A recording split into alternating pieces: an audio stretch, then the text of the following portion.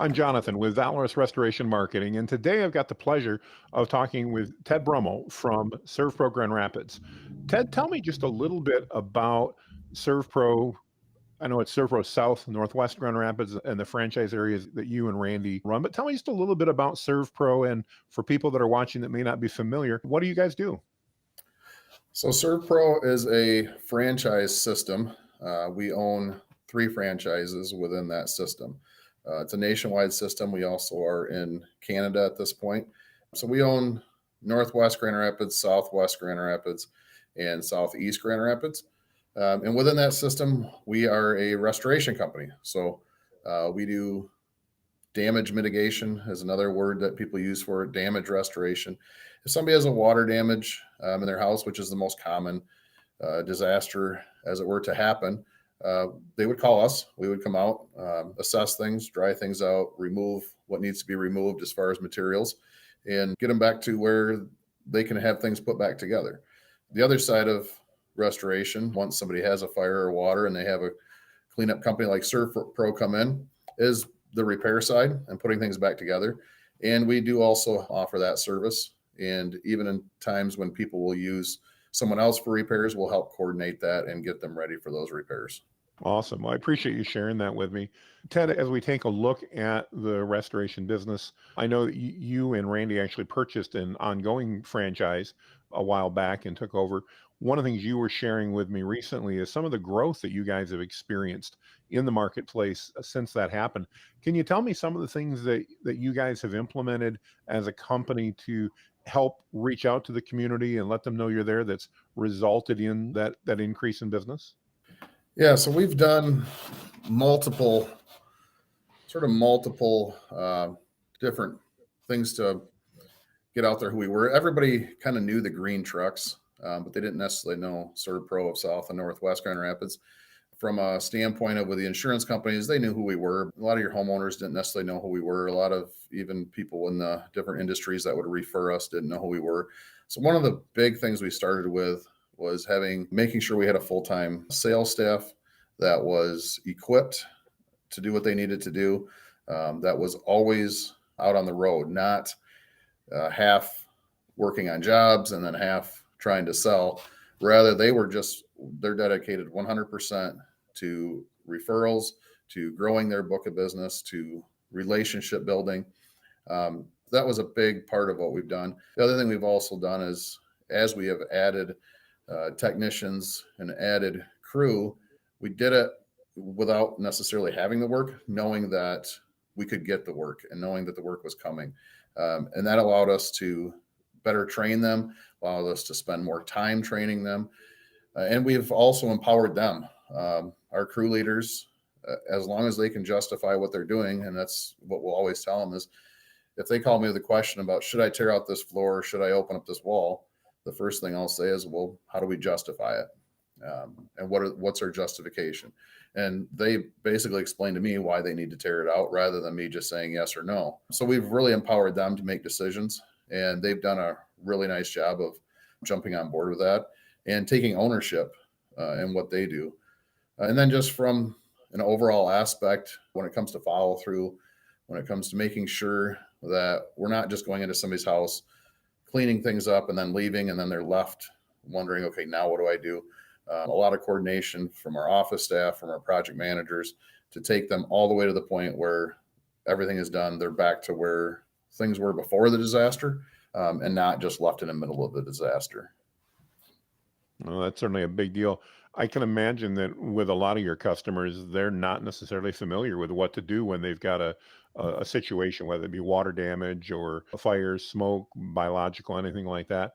Is it fair to say that one of the real benefits of working with ServPro is the fact that you guys have that kind of beginning to end process covered, the experience there, and that you can really walk that property owner through each step of the process? Is that a fair assumption on my part? Yeah, and a big part of that, like you said, is most people don't know what that process is. And I hope for most people, they don't learn what that process is, because it can be painful, and it is painful. And, outside of a theft, having a water or a fire in your home is probably the most traumatic thing that's ever going to happen to somebody. And they're on different scales. But if you have a fire damage, you don't know what the scale of that fire damage is. You don't know if it's the worst fire damage that's ever happened. What you know is that it's the worst fire damage that's ever happened to you. And so we try to treat every job that way, and be careful with people, be understanding, be compassionate, be empathetic. And as part of that, walking them through that process, communicating with the adjusters, communicating with the insurance companies, letting the client know what they need to be communicating, how they should be communicating.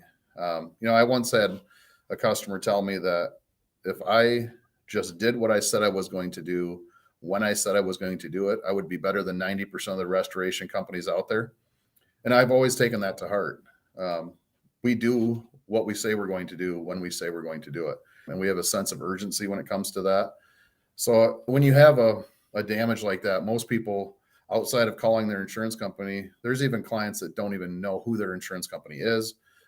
They have no idea how to navigate that system. For the most part, it's a very good system and people are well taken care of. They're put back together, but there's times where it's very beneficial for us to be in, and we can even direct an adjuster and justify why things should be covered as opposed to not being covered. So there's an opportunity for that. And then just from the general standpoint, if we don't do something, we know somebody who does it. So if you need your electronics cleaned, we know a company in town that's reputable that will do it, that'll take care of it. Anything that we don't do, we have a subcontractor, we have a partner that will take care of it. So that way you don't have a homeowner who's calling 5 or 6 different people, trying to arrange schedules, trying to get a call back from a drywaller. In today's market, that's tough, and to try to find a drywaller and then a painter and then a trim carpenter and a flooring company, like all of that stuff, we know those people and we have relationships with them.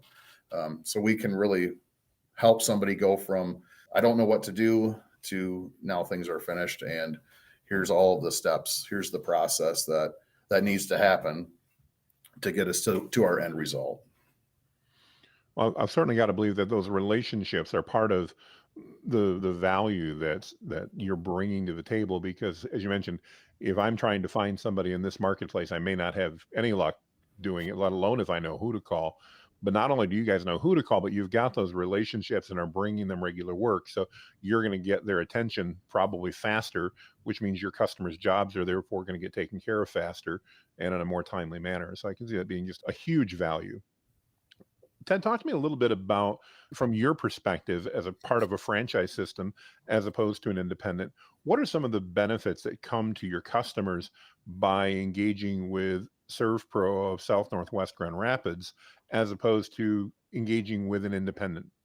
So from a large scale, say if you had a large commercial fire in a large commercial building, we have resources nationwide that we can call on. We have from SERVPRO corporate, SERVPRO headquarters has regional resources. We can get semi loads worth of cleaning agents, worth of chem sponges, worth of air movers, whatever it is. We can get semi loads here most of the time within hours and for sure within days. So that can be a benefit from us. That's more of a large scale commercial. From the general public, like a homeowner, that doesn't really mean much to them because they should never need a regional SERVPRO to respond.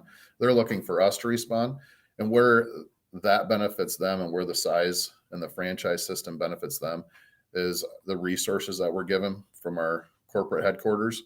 SERVPRO does a really good job of making sure we have the information we need to do the job properly, that we're following industry standards. They have even things that you wouldn't necessarily think of, like background checks. We do yearly background checks that's required by our corporate office. So every one of our guys, if they've been here 8 years, they've had 8 background checks. It's not one background check when they started. Every year we do yearly background checks. I feel like I've had more background checks done on me than anybody I know. So we go through, that's a part of the process we go through. Also, as required through the franchise system, is we have to have all of our insurance up to date. We have inland marine, we have our workers' comp.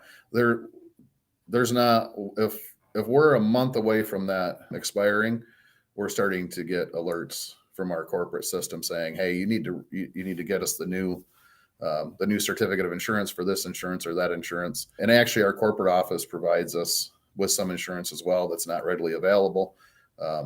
So we're fully insured, we're bonded, and then you have the background of just having a recognizable name. It's when our trucks pull up, you're going to know if it's SERVPRO or not. If I go into houses where the homeowner's gone, I was just in one yesterday where they had a fire damage. The insurance agent, adjuster, and agent had called us, said, "Hey, they had to go to the hospital. The wife's having a baby. She's 4 weeks early. They don't have time to deal with the fire damage. Can you guys secure the home, put a lockbox on, and get the process started?" And I pull into a neighborhood. I have a marked truck. It's easily recognizable. Everybody, for the most part, most people know who SERVPRO or they know about SERVPRO. And I was in that house for an hour, and there was neighbors that I could see had looked out, and while I was getting out of my truck, showed interest in me.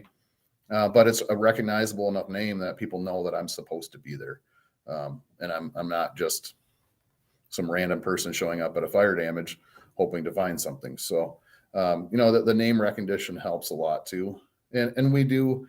Our crews, our technicians, once they start, we very quickly look at getting them certified through the IICRC. And then our crew leaders, we get continued education with them and continued certifications with them as well. And we want to make sure that they're getting all of the information, knowledge they need, and our SERVPRO system helps provide that. Well, I can certainly see lots and lots of things that bring just huge amounts of credibility and trustworthiness to what you guys are doing. One of the things you mentioned is you talked a little bit about equipment, and I know some of the people that watch the podcast are kind of the equipment junkies and stuff like that. Do you have any particular brands of equipment that you guys love to use, or a favorite tool on the job site that you find yourself going to on a regular basis? Yeah, I don't know if brand wise so much. I do the Phoenix Thermostor equipment. Not crazy about their newest dehumidifiers, but for the most part, I do really like their stuff. Dry-Ease, the Dry-Ease Evolution is my favorite dehumidifier. In case there's any other equipment geeks out there, I love that one. It's just size wise and uh, grain depression. It's phenomenal. So the geeks out there that know what that means, um, I like it. It's always been a very reliable dehumidifier. But from a tool standpoint, we the project managers, myself and Randy and Nate, we run with the FLIR thermal imaging cameras. Mhm. All of my techs, all of our trucks have thermal imaging cameras. Theirs are a little bit cheaper, so that when they drop it off a ladder or lose it, it's not a $3,000 camera; it's a $400 or $500 camera, and those are enough to just show them wet drywall and ceilings, and it gives you a better overview picture rather than trying to just kind of guess at it or hoping to see some staining. And it really helps you give you an overview of how much of the ceiling is wet, how much of the walls is wet that you wouldn't see with other tools. But again, it's a tool, and you have to be careful with it. If you shine it on an outside wall and it's cold outside, that wall is going to look cold. So that's showing you differences in temperature, not going to show you moisture. So that one's one that we use. And then you just have in your arsenal different tools that you don't use a lot, whether it's floor drying systems. We use heat panels for a variety of things. Drying plaster can be a bit of a struggle sometimes, and heat really makes a difference there. So we have some heat panels that we use that will get up to 160 degrees that we can place on those. Sometimes you get in environments where it's their only bathroom, and it's loud and noisy to have equipment going, and what you really need is a heat panel to heat up the floor, and you can put one of those in there and kind of cut the noise down, and people can live a little more sanely, and they're not pulling their hair out wondering when the noise is going to stop. So a lot of it's learning those different types of equipment and learning when to use them and when not to. Overall, I feel like we have every kind of fan in the back, from an axial to a squirrel to a really loud Ace turbos.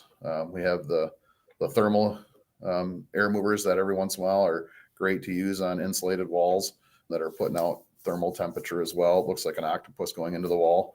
So I think we all have that. We all have that equipment that doesn't go out every day, but when it does, it's kind of fun to go out and set it up and get it going. Oh, absolutely. I really appreciate you sharing that with me. There are, like I said, some equipment geeks on the that pay attention, and it's always interesting to hear what everybody uses, even when I don't fully comprehend what some of the differences are. One of the things I love to talk about, Ted, is just the services that you guys offer. So obviously, like most restoration companies, obviously you deal with water damage and fire and smoke. Are there other unique services that you provide there at SERVPRO Grand Rapids that might be unique or that people might not realize? Yeah, so I think a lot of people think of us mainly as sort of a water damage place, and a lot of them, even SERVPRO for years was the cleaning. So as on my shirt, the Premier Cleaning and Restoration Company, that Hmm. we were more of a sort of a janitorial house cleaning. And originally SERVPRO kind of started out more with a janitorial, and they've pivoted more towards the restoration side of things. So we do water, water damage is a lot of what you do. Fire damage would be second. And then we call what we call biohazard. So we do crime scene cleanup, suicide cleanup, uh, hoarder houses, just squalor houses. Like somebody has 15 cats and they're running wild in the house, and they've been allowed to use the house as their litter box. We go and clean stuff like that up. We've I've done a lot of work in the past with adult protective services, where they'll call us up and ask us to come in and clean up a house so that somebody can continue to live there. Otherwise, they're going to be removed from their house and placed in a facility. So we've done some work with them. That can be interesting. Hoarder houses are always an interesting feat. It's a bit like an archaeological dig. As you get each layer away, you start discovering, almost to a certain extent, decades worth of stuff. So we do that. We also do some industrial cleaning, commercial cleaning, where you might have somewhere where they're cutting plastics, or a lot of sawdust, or a lot of dust is created, and then we'll go in and HEPA that out, clean that up. We've done a few where factories are having, you get the old factories, the old cement floors. We can probably all envision them, and Oh yeah. those start to dust after a while, and you get debris and soil off of those. So a lot of companies are going with the epoxy floors now, especially in production areas where you need that cleanliness. So we'll go in and hang plastic. We'll bring in air handlers and basically negative air machines, air scrubbers, and we'll negatively charge that area, so that way any of that odor and the VOCs from the epoxy isn't affecting the rest of their workers and isn't affecting the whole factory. So we've done a few of that where we've had to run ducting, hundreds of feet up over top of things. We'll run the ducting outdoors and help them out with that kind of stuff. Oh, really cool. Some things that I wasn't aware of, and obviously some very unique things. That always brings to mind one of the questions I love to ask is there a particular job that you can remember that was particularly unique, keeping it family friendly, of course, but is there any unique job you can think of that you've ever worked on that you could share a good story? Yeah, there's a few of those. Um, I've one of the things I'll never forget is playing whack-a-mole on someone's stove with mice with a shot vac, trying to catch all the mice in the shot vac. I think I got 7 of them out of the stove. They were popping up through the burners as we were cleaning. In that same home, probably why there was so many mice in her stove, I remember picking up a cardboard box and finding the perfectly preserved skeleton of a cat, like it had died and somebody just set this box on it. And I remember every bone of the tail. I mean, it was just laid out. It was the craziest thing I've ever seen. Never seen anything like that before, and haven't seen it since. You always have those, and I guess some of the ones that I really trying to think of somewhere you just had to come up with a creative solution, Sure. where it's like uh, demolition may not necessarily be the best answer for somebody, and they're looking at it saying, well, I can't have my building tore up for the next 4 or 5 weeks. I got to have something done immediately. I think those are the times that I really enjoy this. It's the sort of the geekier part of this. Usually I started to engage other people in the industry that I know and trust and say, hey, what have you done in this situation? I'll get a hold of some of the guys at SERVPRO headquarters and say, this is a situation. What would you recommend? And that would be stuff where we set up our Viking, which is the thermal air mover, and you're drying walls in a hotel where they're saying, hey, I can't have these walls tore out, but they're multiple layers and they're insulated, and you're putting heat to them. You're setting large scale containments so that you can heat that area up. You can dry that area down without having to completely disrupt their business. Those are probably the ones that, like the one I was telling you about, putting negative pressure in a factory where they're like, they have a section and they say, we're going to lay floor here, and the nearest exit is 200 feet away. We need you to create negative pressure and vent this outside. And creating how do you, and oh, by the way, in that 200 feet, we're driving high lows every 15 seconds. So you can close it down for a couple of minutes while you need to run your ducting, but it has to go up and over all these areas. And you're basically taking your ducting and bridging it a couple hundred feet, and you're trying to hang it from a ceiling that's 25 to 30 feet high. And, so that stuff I find fun. And even your basic water damage, I absolutely love drying people's houses out. I like the science behind it. I like helping people out. I like taking them from a moment of sometimes panic to, hey, this is how we're going to handle things, and reassuring them and teaching them the process and getting them to understand why we're doing certain things. Why are we putting air movers in? Why do we have a floor drying system in?